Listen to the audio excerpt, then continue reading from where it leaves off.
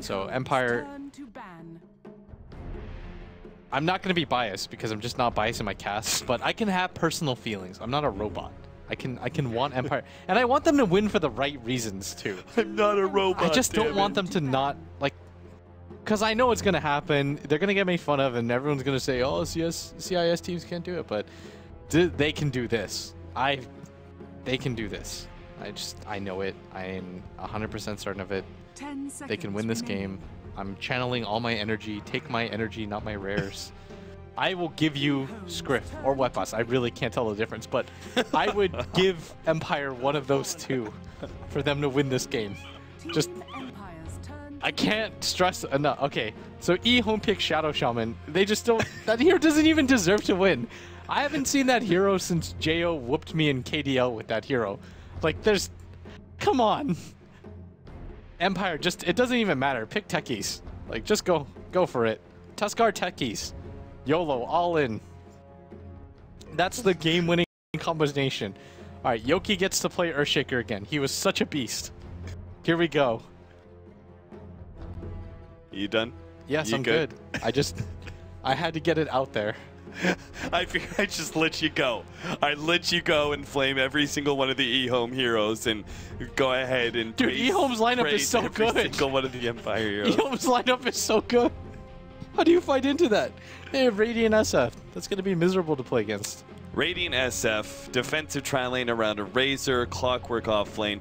Team Empire, though, have picked up the Yoki Earthshaker once again, as if we thought that somehow that would be anything different for Team Empire.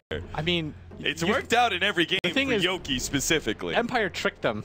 Empire's like, this Tuskar is going to be our offlaner. But then Yoki is like, nope, it's going to be this Earthshaker. Nope. Did you really think differently, you fools? Man, Earthshaker looks even angrier. After hitting like 18 5-man Echo Slimes in a row and losing last game, the hero just looks pissed. Yeah, he's just done. Like, I can't even believe Dota. All right, Team Empire.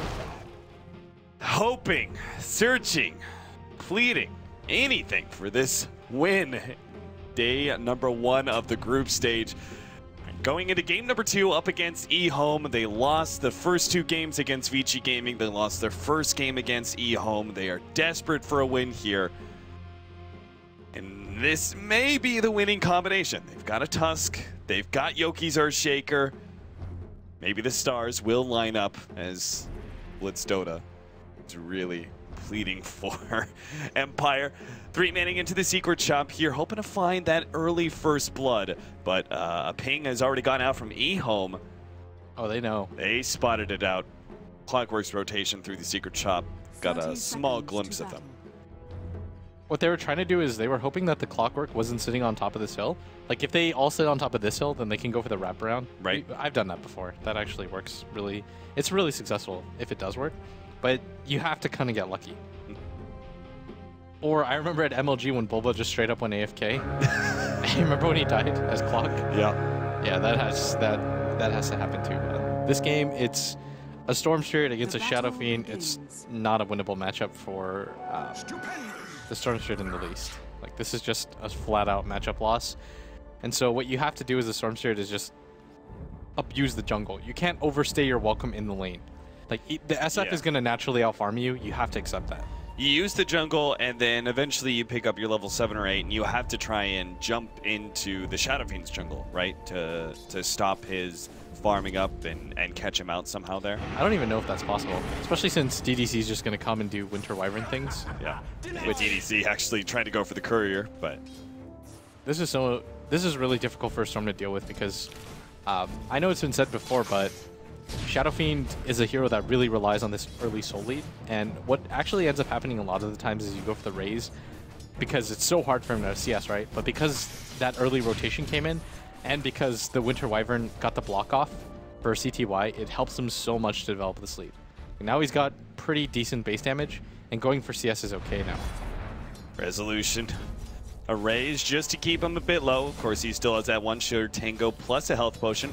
In our top lane, we do have a Clockwork from Ehome facing up against a Bane, Tusk, and Gyrocopter lane. I actually have a hard time thinking of a more dangerous lane than this for a Clockwork. Snowball plus a Gyrocopter means that they can go straight onto the Clockwork and not have to worry about cogs at all. They easily have the damage to kill the Clockwork with the Rocket Barrage, and the whole entire thing is set up by an early Nightmare from Always Want to Fly. This team's almost a nightmare scenario for ROTK. You see the strength of the Razor? Yoki doesn't even bother going to the bottom lane because he realizes he's just going to get zoned out solo. And what this allows them to do is LANM gets to pretty much farm the jungle camp and pull and stack, because Shadow Shaman is just an awful hero if you're behind. Like, it doesn't really do anything. It's incredibly level dependent, so if he doesn't get levels, if he doesn't get farm, the hero just doesn't really provide a lot for you. And so it's incredibly important for him to be able to stack and pull and just gain levels independent of the Razor, right? And you can't really do that if you're against an offlaner that can contest you heavily, but that's not the case here whatsoever. ROTK snags the Battle Rune at the top lane, but it's Yoki who grabbed the Invis Rune at bottom lane and is hoping to be able to set up for some sort of upset here in the middle lane, helping out Resolution Storm Spirit against CTY's Shadow Fiend.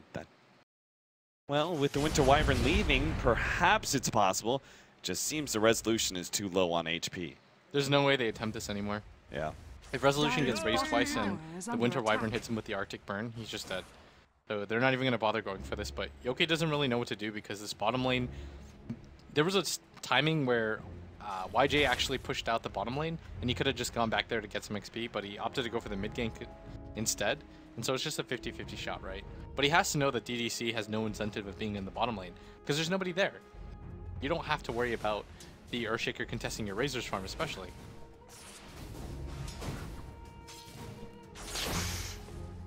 Push back there. Nice hit from ROTK, and he's actually getting a lot more from this lane than I ever would have expected. Just the natural danger of Tusk and Gyrocopter, I thought would have at least gotten them the kill on the Clockwork if ROTK played forward enough to be able to get this much experience, but it seems to be going incredibly well for him, and the Dire are just now focusing more on pulling. In fact, Bane just did a single pull now. Does this mean he's going to try and rotate around behind the tower to catch out the Clockwork? That is sometimes a common play for supports when they single pull.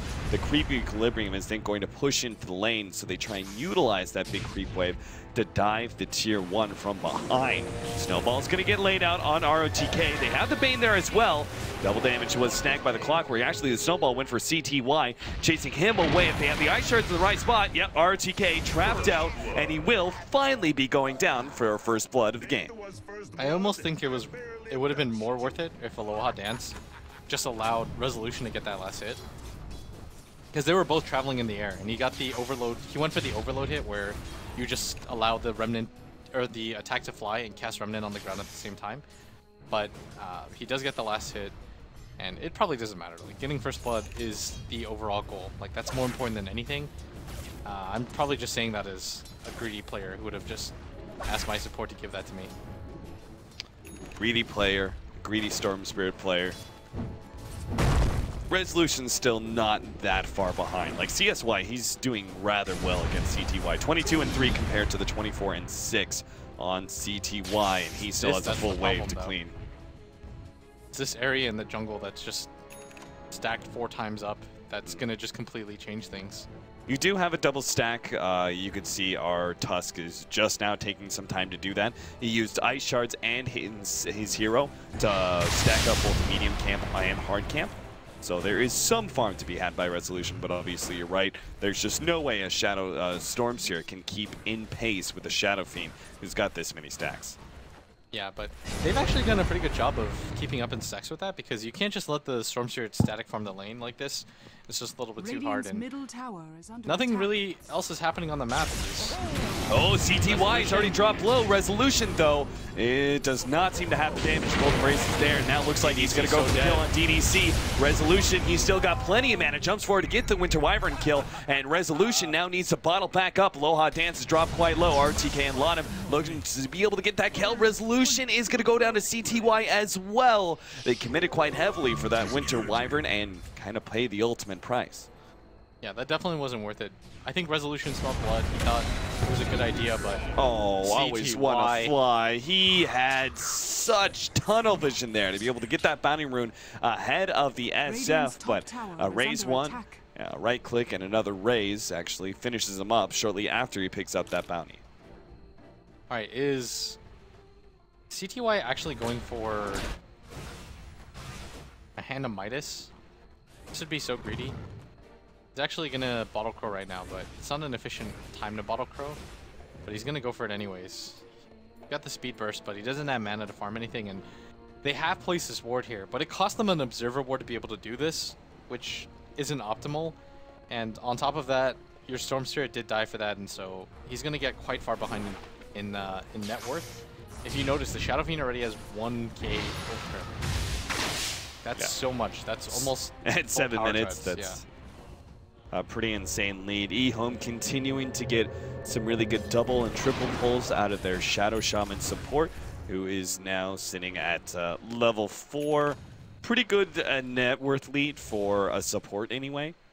And as you said, like, Shadow Shaman's a pretty miserable hero to play when he's behind. Doesn't seem like our Shadow Shaman, at least to start things out, is going to be falling behind at all. Just doesn't do enough for you is the issue, and so in the mid game he's just gonna have to. Usually what happens is in the mid game you want to be level 6 by the time people have no items, so you can just go around the map dropping wards for free and people can't contest it. If you're not level 6 at a reasonable time, you just aren't able to do anything on the map to get pressure out. Here's the matchup issue right now. Yep, RTK, he's done for Snowball and the Gyrocopter. That combination, RTK is going to have a hard time against.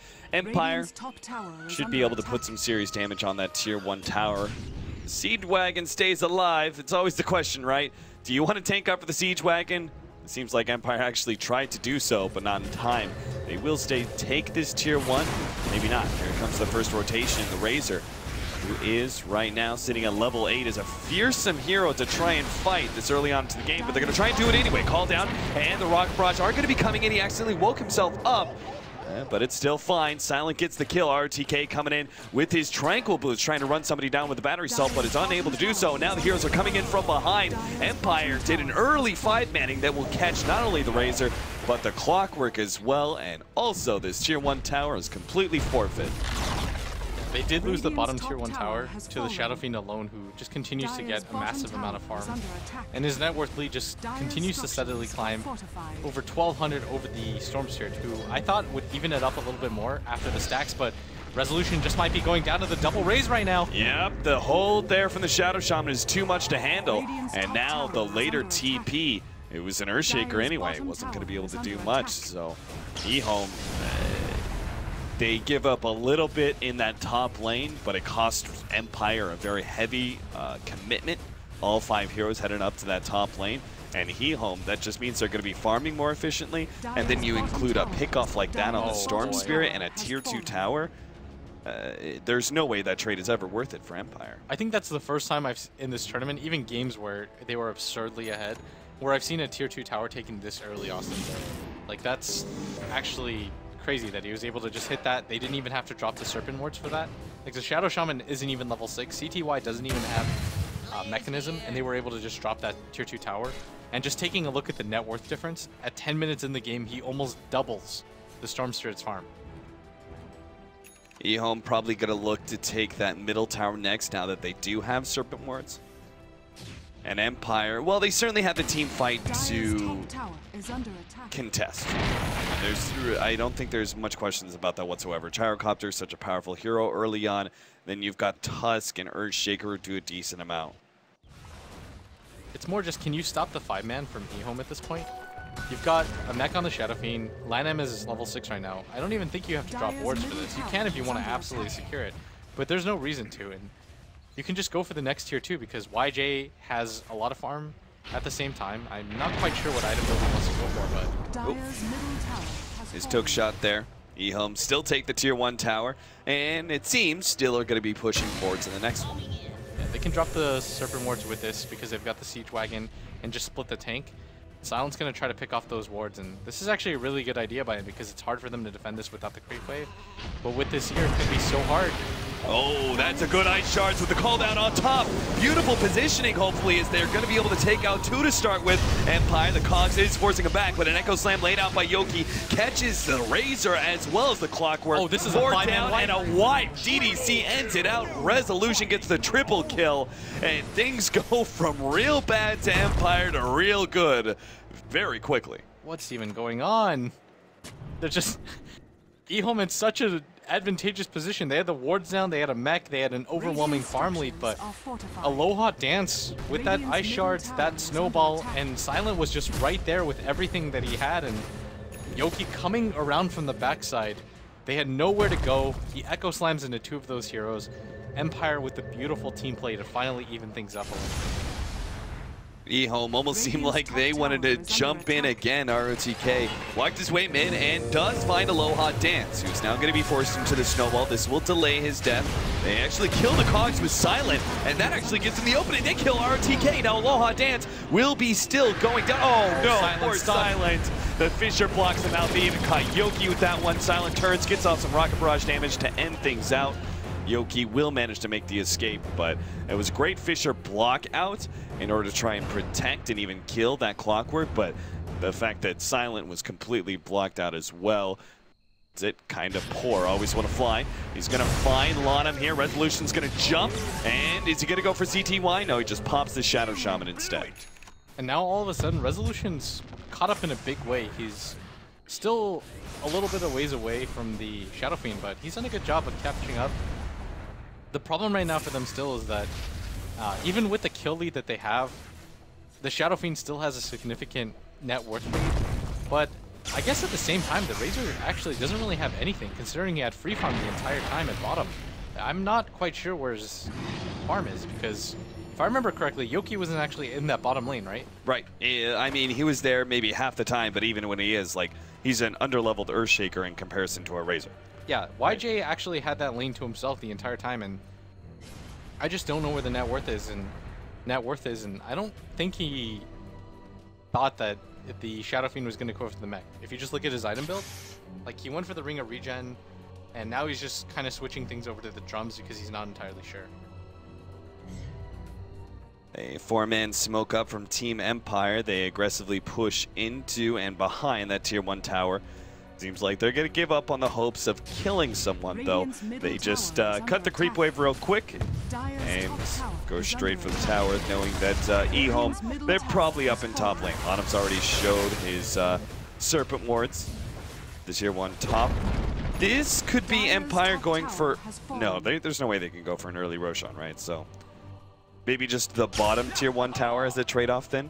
Yeah, the thing that sucks about Storm a lot is you can't do Roshan at any point by yourself. Yeah. Like, no matter what your 6-slot items are, maybe you could do the first Roshan of the game if you just have a ton of items, but he himself isn't really built for that function, and neither is Gyrocopter if you think about it. Because he's going to go for no negative armored items. He's pretty much just going to build entirely to be tanky and for the team fight, so he can continue to get Rocket Barrage and Black Cannon off.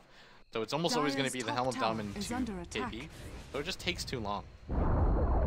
Maybe if we saw Medallion earlier. Tier 1 tower falls. The top lane is still feeling some pressure from the CTY. Oh, Shadow Shaman. They actually are going to have the TP in to follow that one up. Always want to fly. He's going to be sacked here. Fissure gets laid out. That was always want to fly, I'm presuming, was just trying to get a ward up behind that tier 2 tower. Yeah, he was, but he was so isolated and alone there that it was a little bit too scary. But all right, Cap, what about this? The Bane just gets a Medallion, and they go to Roshan. They get an Aegis on the Storm. He has a Bloodstone. They can do so much with that, right? That sounds like a good idea. I mean, Bane, I really like Glimmer Cape on him, just because it works with your channeling capabilities with Fiend Script and everything, but a medallion is not a bad idea either. I think the Chinese teams, I think it was C-Deck actually, I shouldn't generalize and say all the Chinese teams, but they really put a heavy emphasis. Whatever lineup they have, they're going to medallion so they can Roshan at any time. Yeah. Team Empire, 4-man smoke up. They're heading up to the top lane where Silent is sort of solo pushing that one out and perhaps trying to bait it all the way. And CTY moves forward. He's going to be caught. Jump in from Resolution as well as the snowball on top. CTY lets loose that ultimate. No, the Fiend Script actually comes in last half second from Always Want to Fly, making sure that source of damage and damage reduction isn't there to slow down Empire. They now should be able to take control of this tier 2 tower. RTK has been caught out by the eye shards. Fisher laid up as well. A secondary kill. And now Winter's Curse gets laid into Silent, but Asleep actually saves a snowball on top of that one. DDC is quickly surrounded. Echo Slam gets laid out. They managed to get the eye shards locked down on 2, but what a good Serpent Wards is going to be able to get 1 and a second on Tusk. And Empire just a bit too aggressive, similar to the way Ehome showcased their over-aggression at the tier 2 middle tower. Empire lose every single one of their heroes and only really catch CTY out of it. I really don't think they should have gone for that push. They don't have the best tower sieging heroes. Like, Storm's a hero that you don't want in the front. Same with an Earthshaker and a Gyrocopter. Going for just splitting up and farm after you kill the Shadow Fiend might have been the better choice. Just because that was just an awkward maneuver overall. And maybe they could have accomplished it, but they definitely shouldn't have dove that far past, especially when they didn't really have the mana or HP to deal with it. All right, BKB is still here for the Gyrocopter despite them losing that last fight, so Empire, big upgrade for them. Has to worry a little bit about the physical damage of both the Razor and the Shadow Fiend, but it's early enough in the game that both of those heroes are maybe a bit more reliant on their magic damage than anything else. BKB is the next item from CTY shortly after the mech. Pretty stock standard build there. Razor is going to go for an early BKB as well, rather than a quick Aghanim Scepter, though I think that's kind of the norm right now. Yeah, it is. I think getting a BKB just, it helps you so much. Against a lineup heavily relies on magic damage, and Aloha dances the target here, and I think Yeah, he's super dead. There's nowhere to snowball. Snowballs, and immediately dies. That's kind of weird. Does Tusk not lose damage? I think the Razor gains damage when he's got static linking the snowball, but it seemed like the Tusk didn't lose damage. I'm not entirely sure about that interaction.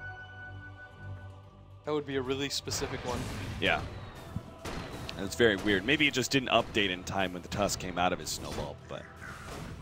Yeah, so Resolution, he's got the Bloodstone in just 500 gold.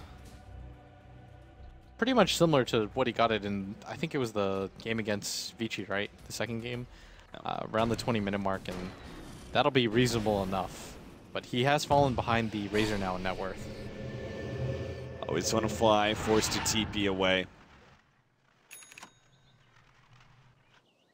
Is there just not enough reason for Enfeeble at all in the early game? Because sometimes you see like a 4-4-1 build where there's only one level of sleep.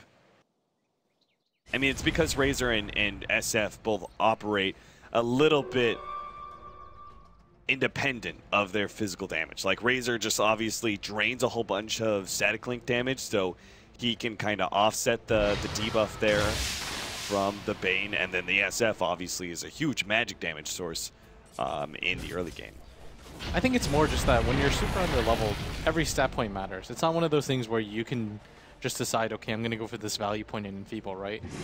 I think that's the main reason, and the 6-second Nightmare is really significant. You're just taking somebody out of a fight for a full 6 seconds. Yeah. Like, that's not a small amount of time, and seconds do add up, and it just feels miserable when you get slept, and I don't think the Enfeeble, the reduction of 30 damage for that skill point is necessarily worth it. If you consider the mana cost too. He doesn't have enough to like repeatedly cast things. And in an ideal world, you want to cast the Brain Sap twice and then Nightmare at least once or twice, right? Dire's middle tower. Correct. Ehome 4-man smoke up their own CTY. They're sitting behind him while he pushes out the middle lane. Doesn't seem like anything's going to be baited except for maybe this double damage rune, but never mind. Silent, instead of taking it, He kills it, shoots it down, and the hook shot is just a bit short, so no opportunity for Ehome to catch Empire out. Now they're actually going to try and force a fight around Roshan. Serpent Ward's already being dropped by Ehome, but you can see both Yoki and Aloha dance. They know what's going on. Now they're going to be caught out here. The Fisher's already laid down. The Fisher, 3-man stun. Empire have just kind of slowed down. This Razor's completely stuck. Yeah, he's going to be hit by the call down the feed script over the side of the cliff. Ehome have no real way to be able to stop this one. Now they managed to get the Winter's Curse on a silent, but there's no heroes around him. He takes no physical damage from that one whatsoever. Fisher block on top of everything else. RTK goes down. 2 heroes picked off, and maybe a third is Resolution pursuing for more. DDC is his target. Use the last little bit of mana to try and slow down the Winter Wyvern anymore. Yoki actually is going to be in some serious trouble as SF pops that BKB, turns around with the ultimate. Yoki survives just a bit longer and has his Fisher ready to go, waiting out that BKB. They do heal him up with the urn at the same time, has that Blink Dagger ready to go, but there's no jumping opportunities here just yet. Looks like they should just be able to back up and take Roshan. Yeah, I think going for the Roshan is a much smarter play here. You don't have to continue to overextend anything, and that Winter's Curse was actually ideal for Empire because he was BKB'd up, nobody was near him. There's not enough physical damage to kill him when he is BKB'd up, especially with Ehome's team, and so Resolution is probably the more ideal target, but he wasn't really in a position where that was able to happen, and they rely so heavily on that. RTK still wants to force this one. That's a really good cogs. Separating always want to fly away from all of his allies. Now, the Yoki actually pops that Echo Slam, only does a small amount of damage to Lana. Empire just trying to get away from this one. Aloha dance with the TP out. There's no stunts to stop them. They actually get away almost scot-free. They only lose the Bane there despite multiple heroes being trapped inside the pit with that fight. That seems so reminiscent of last game. It's like everybody from Empire dies, but they have to sacrifice somebody, and it's always want to fly. They just chose him. Every single time he gets initiated on, they're just like, nope. See you later, buddy. They've got to ditch him there, though. That's a perfectly fine play. You got an Aegis out of it. That was pretty much delivered by Ehome. Like, they didn't really have the damage to do that, but once the Roshan had 3,000 HP, you can do it pretty easily. So, thanks to Ehome, Empire are able to pick up a Roshan for free, and it's huge on a Storm that has a Bloodstone, because it means it's not even worth it to really go for the gank on him. Because if it doesn't work, and his team is there in time, then you wasted so much effort just trying to kill a Storm that has an Aegis. Yeah, and also means that offensively speaking, the Storm Spirit has many more opportunities to get Bloodstone charge. Exactly. Perfectly put. 14-17, the progression of this game, it feels like it's been kind of a wacky back and forth, and the net worth and experience graph showcase that pretty much perfectly. Empire slightly ahead right now, 1,500 gold and 3,000 experience, though that's nothing to be over the moon about. I would say Empire don't have a very clear-cut late-game advantage. I think they do. I think the Razor is just... Their team actually kind of lacks mobility, and the way that CTY is building, the mechanism doesn't really do anything to your late game, right? Mm-hmm. Like, eventually you're going to want to ditch it, so that's an empty item slot. Whereas Gyrocopter didn't go for drums or anything like that. Like, he's actually just building straight into what he wants ideally late game. Like, he's got a Black King Bar, a Helm of Dom, an MKB. Like, he's actually just completely built with the intention of going to the late game. And if you look at the Razor, look at his items. He's got drums, Aquila, Wand. He's just about to pick up his BKB. The late game potential isn't there. Yeah, much more early to mid-game focused build with those kind of smaller items, and they're not actually getting an advantage in this game, clearly. So the MKB, level 16 Gyrocopter, that's an incredibly fast MKB, simply because he prioritized it so heavily. This is why Silent and Gyrocopter, it's such an iconic combination for me. He's just so good at getting the most out of the hero. He manages to stay well ahead of the net worth at the top, and Empire with a pretty good control of this game right now. And is Resolution doing the same thing? Is he going like straight Sight the Vice? Or no, I think he's going Shivas. Okay. You would go for the ultimate orb, I think. Otherwise, the stats are too good, but... Okay. Why Shivas in as opposed to the Sight the Vice? It's actually pretty cool. A, if there are any blink daggers on the enemy team, you can cancel it. B, the AoE damage as you roll in is pretty nice. You get to kind of just deal a ton of damage in the initial roll, which is really important, especially when you have so much AoE follow-up. So I think that it's just a good item overall, and it helps you find people too. Like people that wouldn't be hit by your natural roll get hit by your Shivas, so you're almost guaranteeing yourself damage. You're like a whirling ball that brings death. That's a good way to put it. Mm-hmm. Empire, another push, bottom lane. They do have to kind of worry about the Razor, who's already beating on their tier 2 top lane, and that's why the Storm Spirit is the first one to try and address this. Resolution is going to pursue him out, though. Razor being probably one of the tougher heroes for Resolution. Attempt a 1 versus 1. You think he should have just gone for it to force the BKB? I think so. I mean, there's no way he loses to the Razor. He just maybe doesn't kill him. Jump in. Bottom lane, they're going to try and force this one. Silent committing heavily. Pops the BKB with the RTK. Caught for the Fiend's Grip on the side as well. Now the Razor is here to join the rest of this fight. They manage to pick up the gem from CTY. And now pursue for more. They get a really good ultimate. Silent is dropping lower and lower. Good snowball. He's going to be able to delay his days enough for them to get the rock brush. He survives. Silent is still up, but here comes the Razor. And he wants to kill, but he can't quite get it. The TP away is there in time. And now Razor's going to be locked in by Yoki, who's still got an Echo Slam, but it's not even necessary. It's looking like they'll get the kill, even if they do lose the Tusk for it. That's a 5-man team wipe. You recovered the gem at the same time. I think they, I thought they lost their courier for a second, but no. They actually didn't, but they did get the gem. Resolution is just so farmed. He's got a fully completed Shivas waiting for once they take this tower. 12 Bloodstone charges, not at all reminiscent of that second Vici game, and they're going to take this tier 2 tower for free. Looks like Ehome are going to go for the deny, but he's able nice to get hit, ROTK. Obviously, he wants to get a hook shot on somebody, but Storm Spirit is definitely not the hero. Everyone else is too far away. Resolution just to round things off. A nice little cherry on top as he leaves the home side of the map. Picks up a regeneration rune for his bottle. I can't believe that Silent didn't die there. I thought he was 100% dead. I didn't even see Resolution come in from nowhere like a bat out of hell.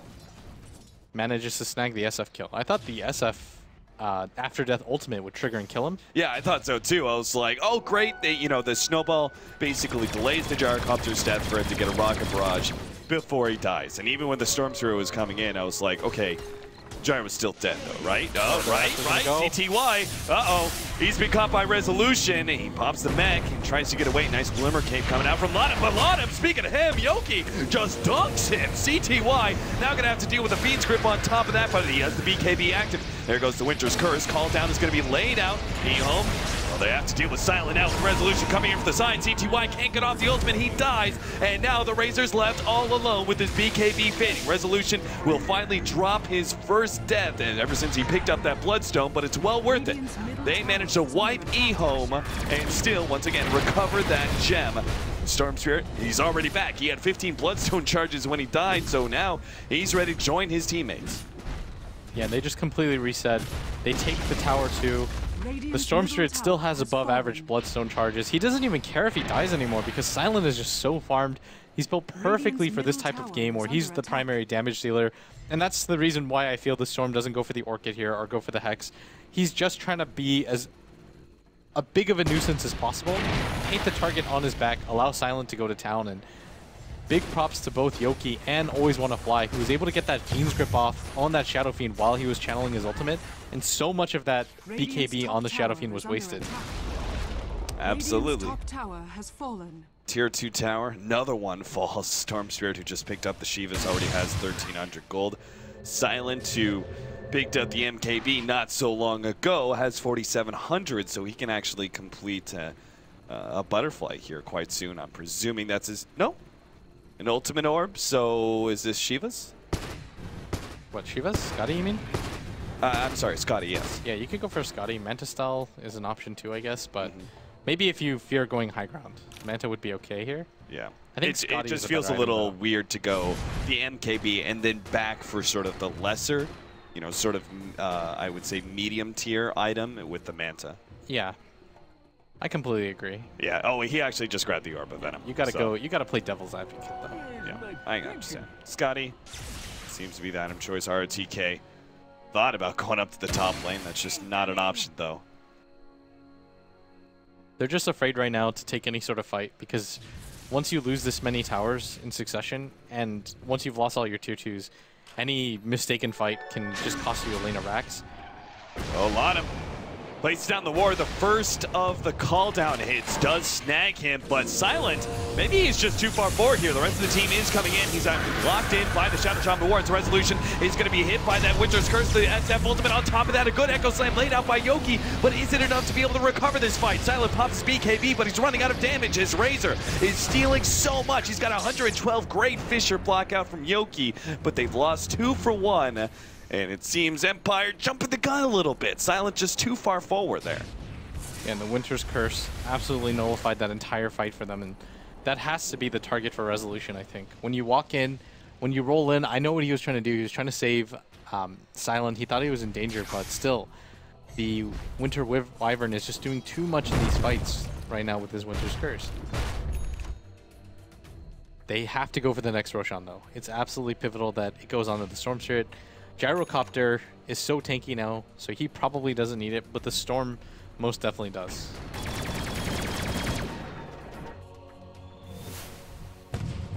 Well, that Scotty is here, so Silent.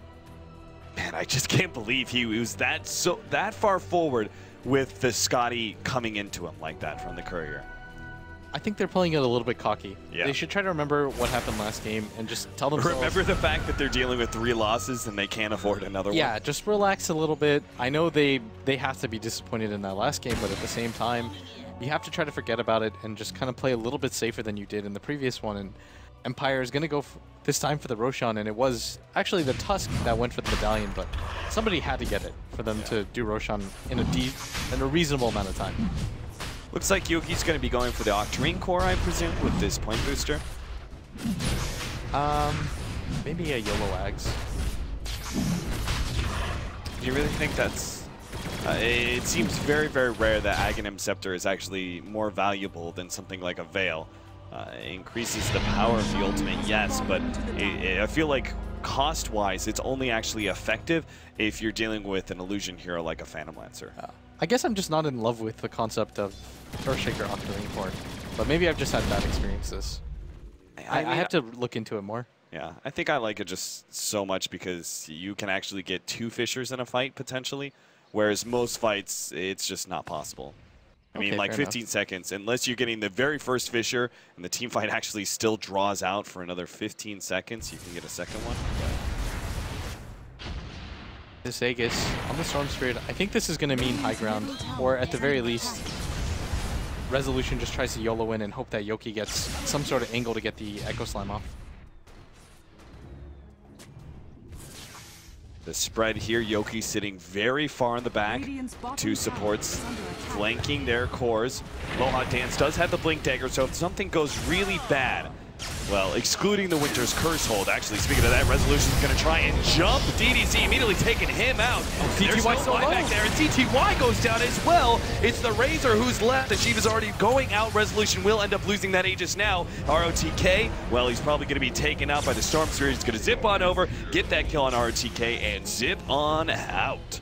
So Empire, they managed to survive with multiple heroes dropping very low. I'm not even sure how Aloha Dance got over there, but he managed to get himself into the trees on the far left side of the base, does manage to TP out, and Silent was also quick on the retreat as well, TP'd up to the top lane to farm up the incoming wave. You managed to get the gem back, which is pretty significant. It helps they get one of the gems or whatever.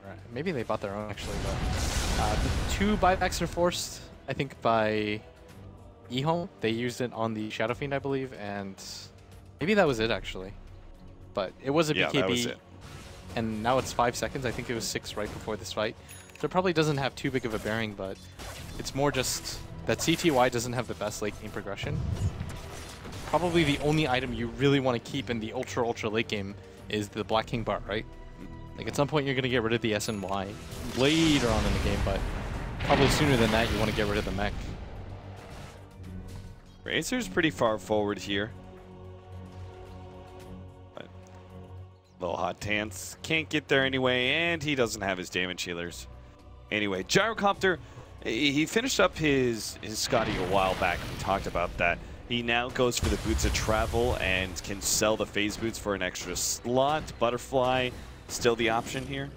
Yeah, because if Silent gets Winter's Cursed, you get the Butterfly. I'm pretty sure your teammates miss, right? Yeah.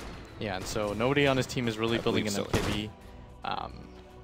So it's going to be pretty effective in dealing with the Winter's Curse. The problem right now is that if it goes on the Storm Spirit, Resolution doesn't have the best way to deal with it. So you either have, if you're Resolution here, you have to go for the Hex or you have to go for the Lincolns just to be able to deal with it. And they don't have this Aegis anymore, but it does look like they're still interested in getting into a fight. Sight the Vice now finished up for Resolution, so say goodbye to your Winter Wyvern. Perhaps every single team fight. Resolution's going to be looking to jump in first. He's now got the lockdown bottom lane, actually blocking him out. The Ice Shards make sure that there's nowhere for Razor to run to. Fiend's Grip on top of that. The hook shot is going to be able to lay down. Silent is going to try and fight up against the Razor, but he has to get away from that static link first and then return back in. Resolution, meanwhile, jumps CTY in order to slow him down. Lotus Orb is actually stunning some of the damage. Great Winter's Curse, but it was stalled up by the Snowball. They do manage to finally finish up two, but now the ultimate gets laid out. Yoki stuns up CTY. Resolution just needs to finish off that carry for them, but runs low, a bit low on mana, and they turn for Lonham instead. CTY. Oh, he's still going to go for this, I think. Cruising on back. ROTK is the target instead from Resolution. They get the easier kill. SF now back to his fountain will heal up, but Empire, big win, and will now be able to take the tier 3 tower, and perhaps this, I would actually guarantee this Rex. There is no buybacks whatsoever from Ehome. That was almost a game, or a fight-changing Lotus Orb used on the Razor. He brain-sapped the Bane right back, but it still wasn't enough for them to accomplish anything really in the fight, because Resolution just has racked up the Bloodstone charges. Right, he just bought the Hex, if I'm not mistaken, and he's already built up 2,000 gold on top of that. The Silence already got a Butterfly coming at the same time. There's just so much. He actually accidentally bought... Wait, who's the second Talisman of Evasion for? That has to be for the Solar Crest, right? Yeah. His name's just not showing up. Yeah, it's a little weird. So Roshan's going to be up at 41 minutes. If you're Empire, you probably wait for it and then try to collapse on the second set of Rex.